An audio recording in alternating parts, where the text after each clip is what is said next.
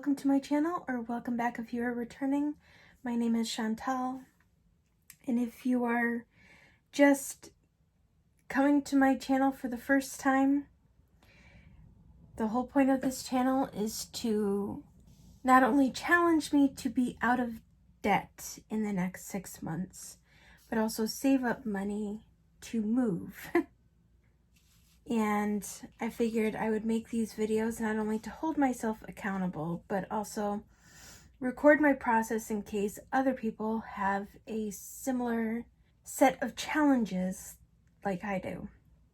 So if you are new to sinking funds or cash envelopes, the general idea of them is when you receive money, be it paycheck or some other method, you withdraw a certain amount of funds in order to put them aside for like a rainy day fund, or save up in advance for something you may want to buy that may be a big purchase.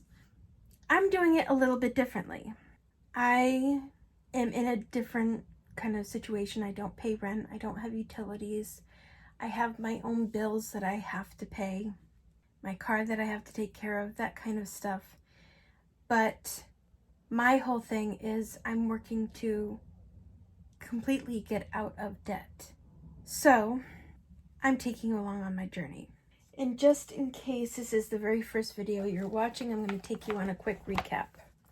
Because I know I cannot be the only one in a unique situation such as this.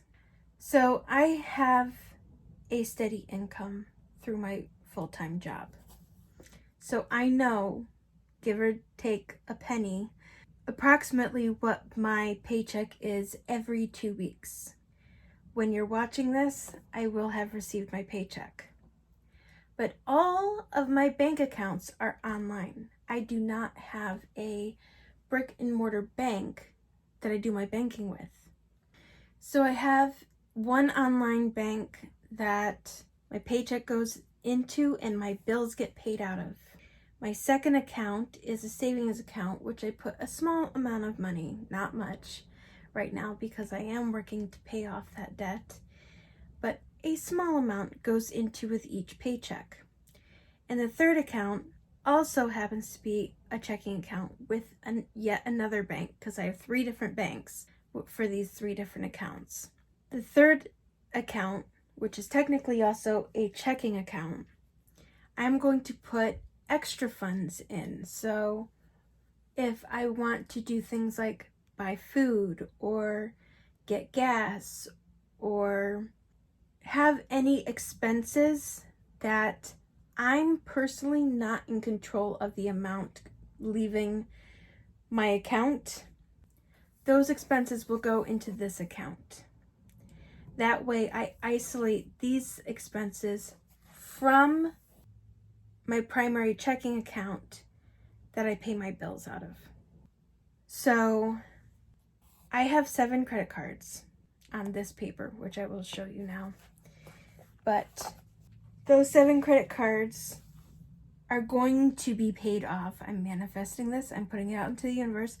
Are going to be paid off by 2022.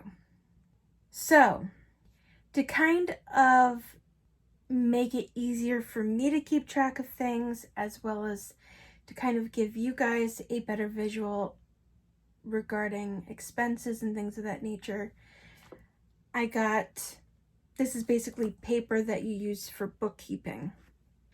So my next paycheck, again when you're watching this, is on Friday.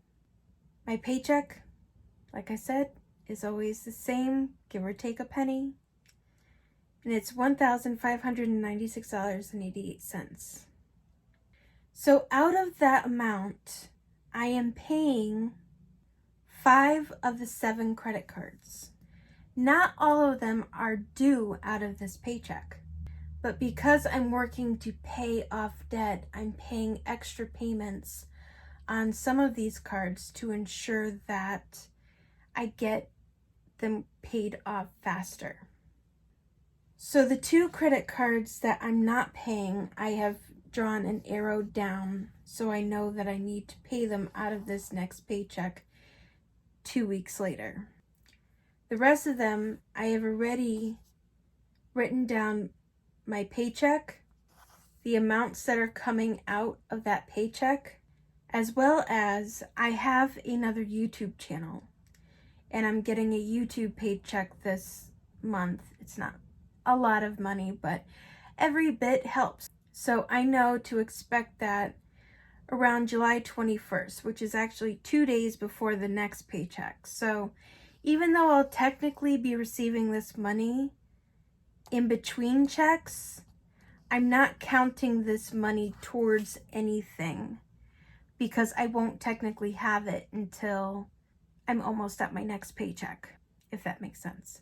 So I am doing a physical representation of sinking funds, but in sort of a reverse way. Instead of this being for saving up for something, this is a representation of what I'm paying and for what reason. So, right off the bat, I have created some of my labels. I do have this cash envelope system, which I will probably link somewhere down in the description in case you want it as well.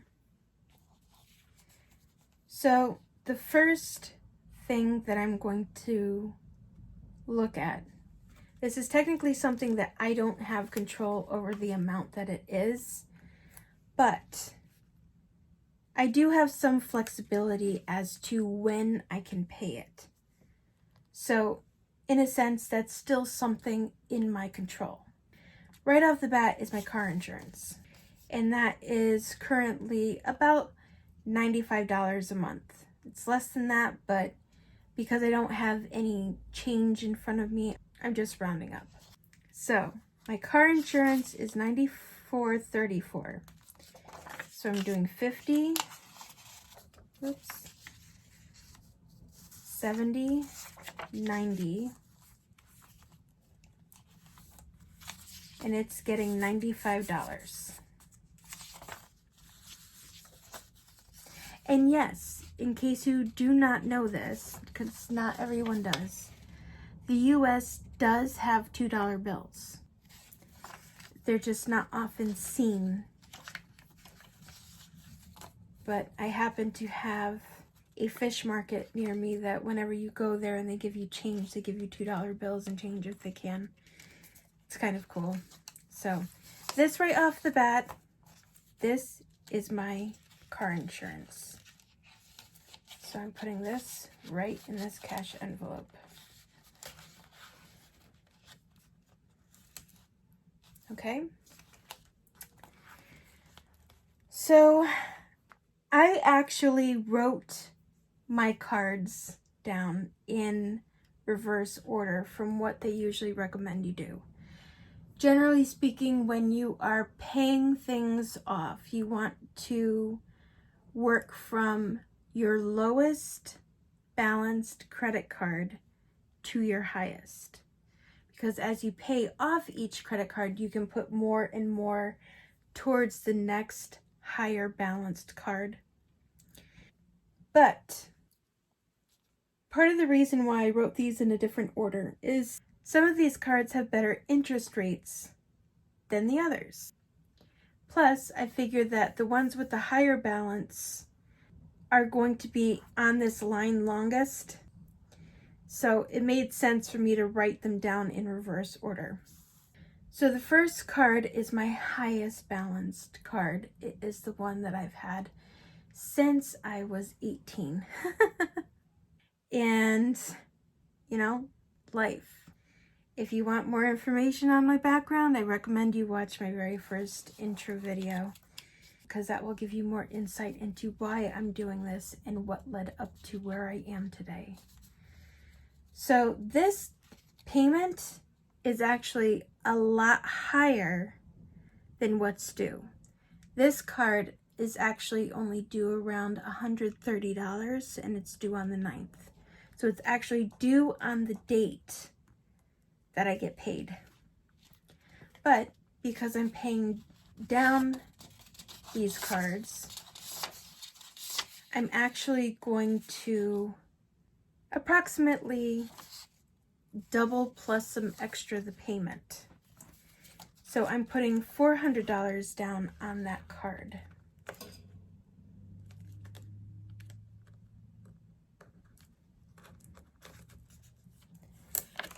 Helps if I open it the right way, right? So this is card number 7. And this gets $400. Now please let me point out for a moment that I am using fake money. It says right there, motion picture money. This is not real money. And the reason why I'm doing that is because I'm doing all of these transactions electronically. I just want to give a physical representation of what I'm doing and how much I'm doing.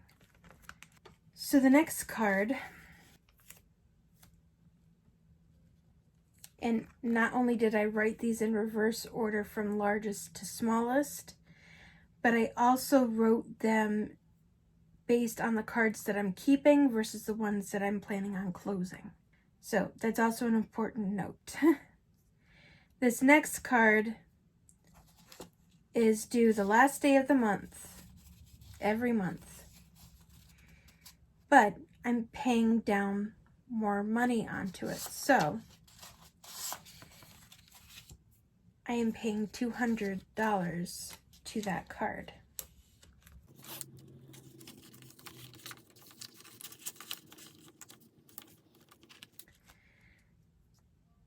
The next card is due on the 15th. Now I want to make a note here to also expand on what I'm doing.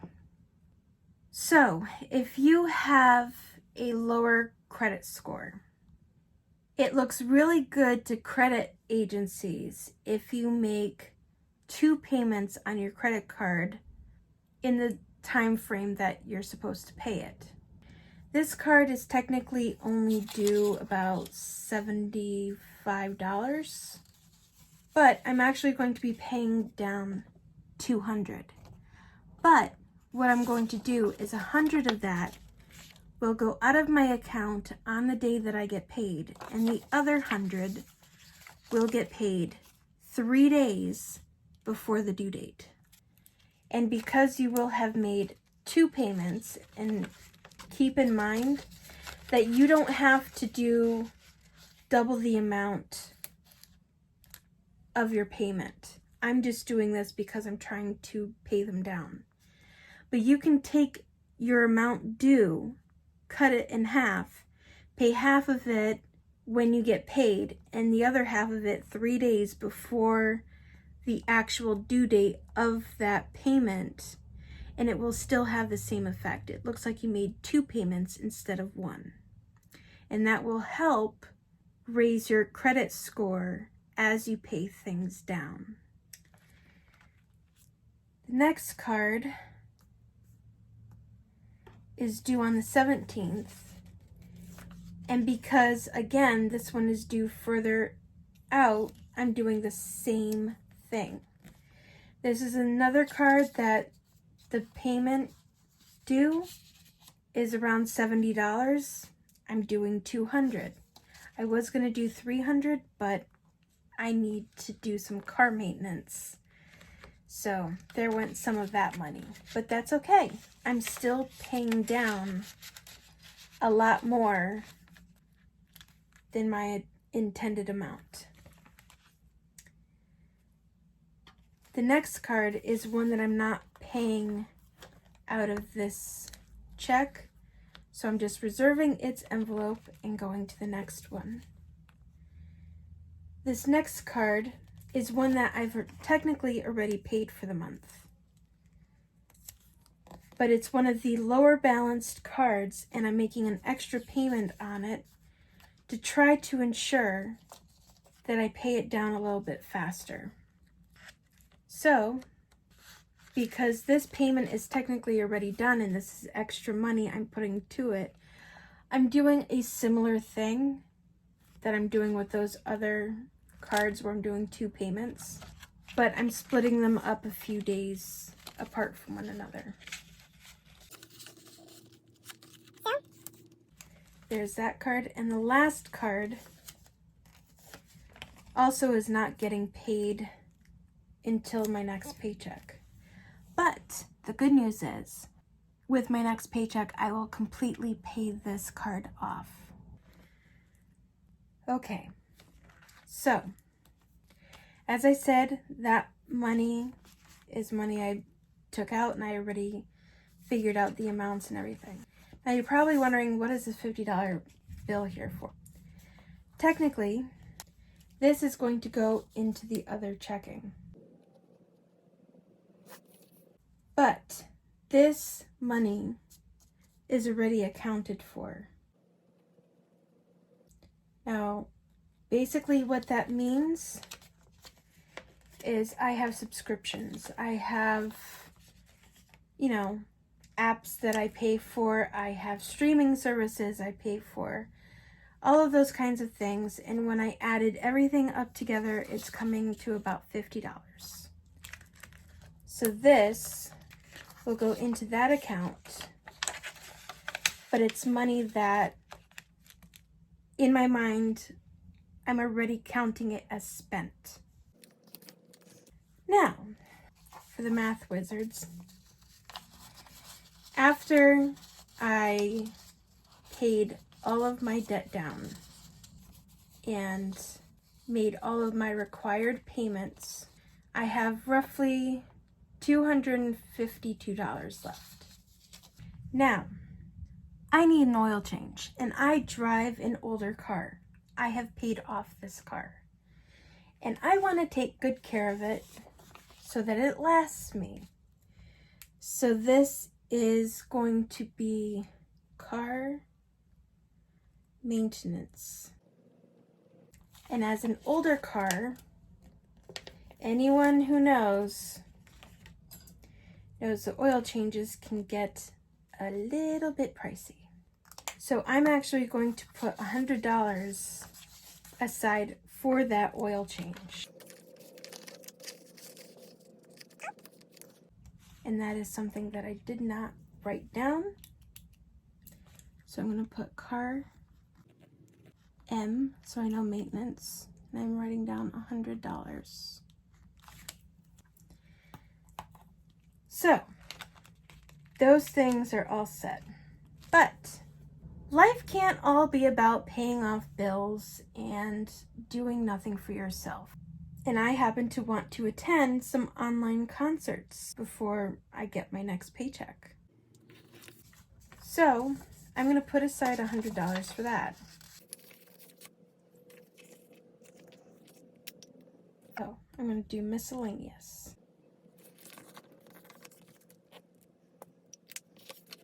Now, it probably won't cost this much, but I'm putting it down. And keep in mind, this is online concerts that are over a number of days. It's not just a one and done. Oh, I put this one in backwards. My bad. Let me see if I can remove the label. I can. Excellent. So let me just tap that back down, put it in the right way. So here goes the $100 for the miscellaneous. That right there is pretty much the bulk of my money. That leaves me with $52 out of my paycheck. Now, the only other thing that I have to pay out of this paycheck that I do not have accounted for is vacation. So I'm going to do miscellaneous and vacation. And I will also put a separate section for gas. I haven't actually had a real vacation in 3 years. So even before the world came to a standstill, I hadn't gone anywhere or really done anything for the past few years. Well, I've decided that 2022 is going to be the stop of that. I need to take a break. I need a mental break. I need to get out of here for a week. The important things to note with this is I have already paid for my airplane ticket, so it's already done.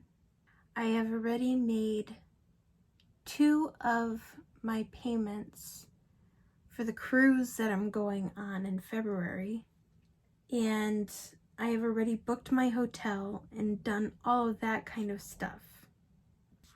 But I want to try to put some extra money aside for each payment for the cruise, because it's a very large chunk of change and it hurts when it leaves my account.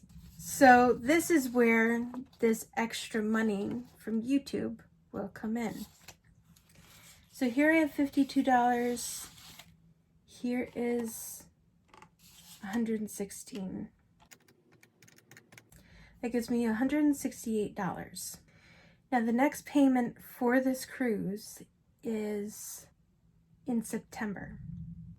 Each payment, because I'm traveling by myself, if it was a double occupancy, is $1,065. But because I'm going in my own room, because I will be there by myself, I have to pay double the regular fare. So if I take that amount and I divide it by 4, it's $226.25. Now, obviously, I don't have that much left over.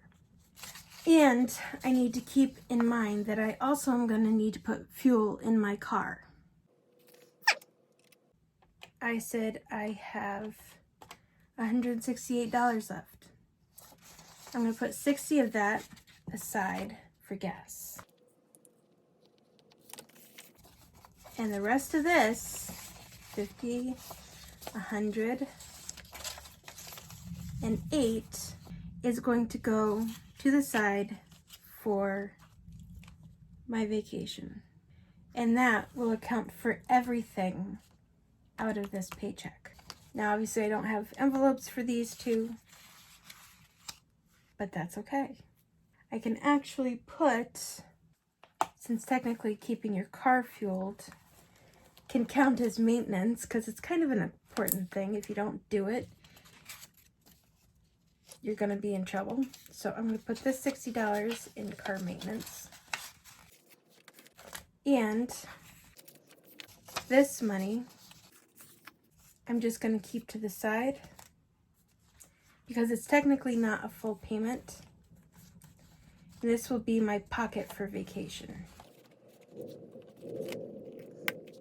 So that is my demonstration on what I'm doing with each paycheck. And once these payments are made and the statement is issued for these cards for the next time, I will carry down the new amount to here, so you know what the new amounts are for each debt, and you can continue to track with me the impact that these bigger payments are having at paying down this debt. Now, there is one thing I wanted to note before I close out. If you remember, I said that I'm paying off this card out of this paycheck. One thing to note is when you're going to pay off a credit card, you never just owe the balance that it says you owe. So always expect to pay a little bit more to finish paying off any additional interest. So I'm adding in another $5 or $6 just to accommodate interest that will show up after I've paid off that amount. Okay? So I hope this may help and give a little bit of guidance or assistance to anyone who may be looking for some how-tos with how to pay off debt and get yourself out of maybe a hole that you may have felt stuck in for a long time, like I have felt stuck in mine. And If anything else, I hope that if you're in a situation like me where you do online banking and you don't have the ability to put money back in your account once you take it out, maybe this might help you as well. My only last piece of advice is if you are wanting to do a similar system that I am doing, look for a savings account at a bank with the highest interest rate that you can find. I know that the interest rates suck right now, but you can generally find one that is pretty decent comparatively to others. My primary bank, their savings account interest rate sucks. And I didn't want to pay that monthly fee, so I found a bank that had a better interest rate and I don't have a monthly fee attached to it. The other checking account, I didn't want an account that had a monthly fee attached to it, so I found a bank that worked for me. There's many of them. So my best advice is just do your homework before you settle on a bank. Take time, research them well, and find the ones that best work for you. So I hope you all take care of yourselves, and I will see you next time. Bye!